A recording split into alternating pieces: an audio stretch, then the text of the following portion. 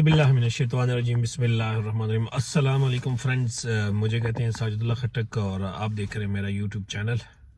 Friends, आज मैं आपको बता रहा हूँ कि यूके में जो टीचिंग जॉब्स हैं उसकी टोटल सैलरी कितनी है और उसमें आपको वहाँ पर जाकर करना क्या होता है। काफ़ी जो है फ्रेंड्स ने जो है ये बात की हुई है कि ये जो हम कैसे मिलेगी, तो उसके लिए भी मैंने ऑलरेडी जो है वो एक वीडियो जो है वो अपलोड की हुई है।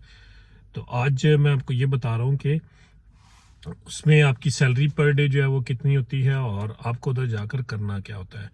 तो फ्रेंड्स, सबसे पहले तो आपने अगर मेरा चैनल जो है वो सब्सक्राइब नहीं किया हुआ तो आप मेरे चैनल को सब्सक्राइब करें ताकि मेरी आने वाली हर वीडियो जो है वो आप तक पहुंच सके। जी तो फ्रेंड्स, मैं आपको बता रहा था कि आप जो है ना, जब आपको टीचिंग जॉब मिलती है तो उसके बाद क्या प्रोसीजर होता है। तो जब आपको अपॉइंटमेंट लेटर मिल जाता है इनका, आप उसको साइन कर लेते हो, उनको भेज देते हो, तो फिर देन वो क्या करते हैं कि आपसे आपकी जो है वो अवेलेबिलिटी पूछते हैं कि आप जो है वो वीक में जो है वो कितने डेज जो है वो अवेलेबल हो।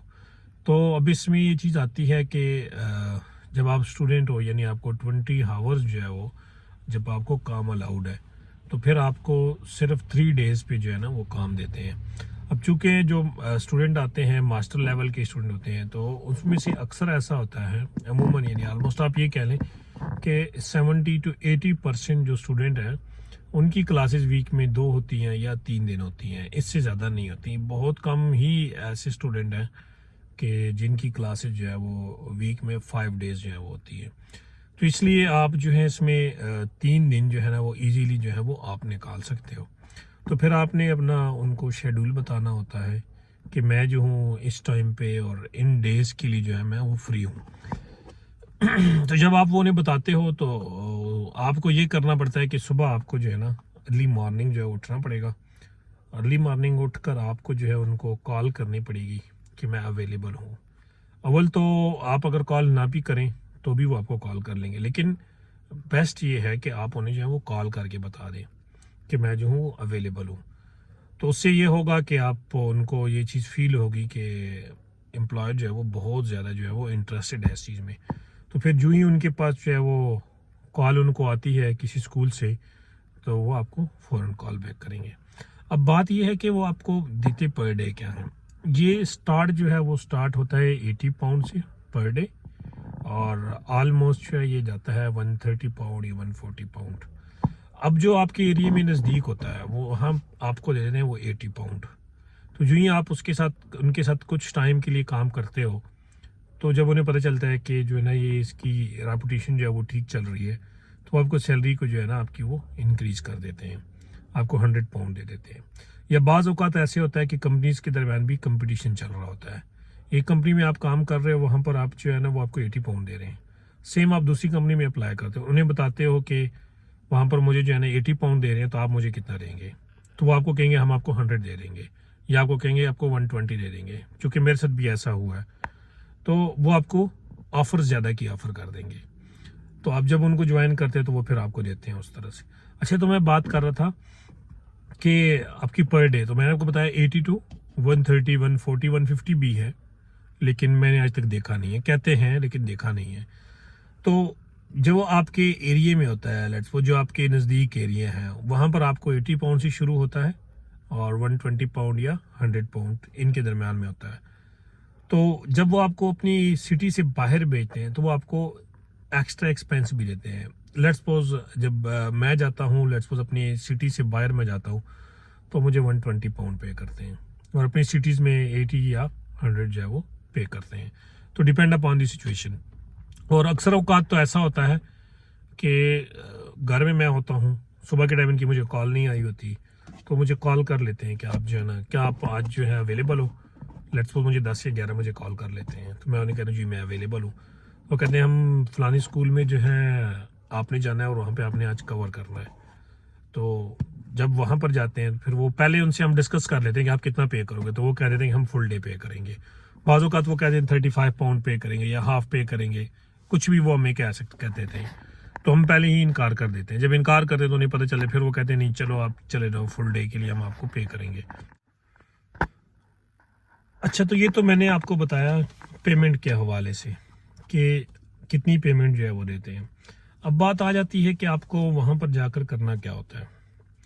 सबसे पहले तो आप स्कूल जाते हो, वहाँ पर आप लॉग इन होते हो, साइन इन होते हो, और साइन होने के बाद वो अक्सर आपसे डिमांड करते हैं क्या आप स्कूल में पहले आए हो। तो जब आप पहले उस स्कूल में गए होते हो तो वो आपको कहते हैं अपना जो है वो आपसे डीबीएस फिर वो डिमांड नहीं करते। लेकिन अगर आप फर्स्ट टाइम उस स्कूल में जा रहे हो तो फिर वो आपको कहते हैं कि आपका डीबीएस कहाँ है, और डीबीएस इसके लिए जो है ना आपको लाजमन जो है वो करवाना पड़ता है, जो कि मैंने पहले भी एक वीडियो में जो है आपको बताया हुआ है।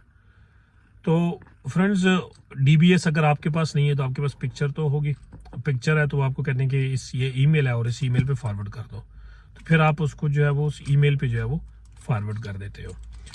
तो आप साइन इन हो जाते हो। उसके बाद वो आपको एक फ़ाइल देते हैं। उस फाइल में आपके पास स्कूल्स की जो है वो रूल्स रेगुलेशन लिखे हुए होते हैं।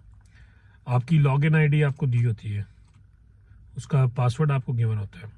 उसके बाद आपको स्कूल्स के बारे में एक मैप होता है, क्योंकि आप स्कूल में फर्स्ट टाइम गए होते हो तो उस मैप में आपको जो है ना बताया होता है कि आपने किस फ्लोर पे जाना है, रूम नंबर मेंशन होते हैं, सारे ब्लॉक्स मेंशन होते हैं।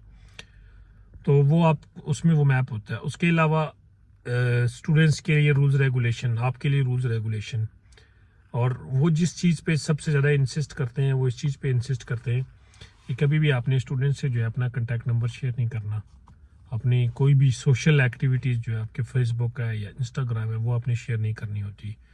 तो इन चीज़ों में आपको जो है ना बहुत ज़्यादा केयर करनी पड़ती है। तो जब आप क्लास में जाते हो तो वहाँ पर आपको जो फाइल गिवन है उस फाइल में आपकी लॉगिन आईडी है। आप क्या करते हो कि उस लॉगिन आईडी से आप लॉगिन होते हो।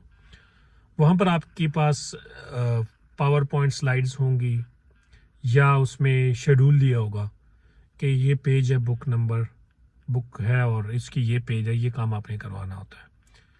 अगर स्लाइड्स हैं तो प्रेजेंटेशन बनी हुई होगी आपके पास पावर पॉइंट की, फिर आपने वो उसको जो है ना स्टूडेंट्स को पढ़ानी होगी।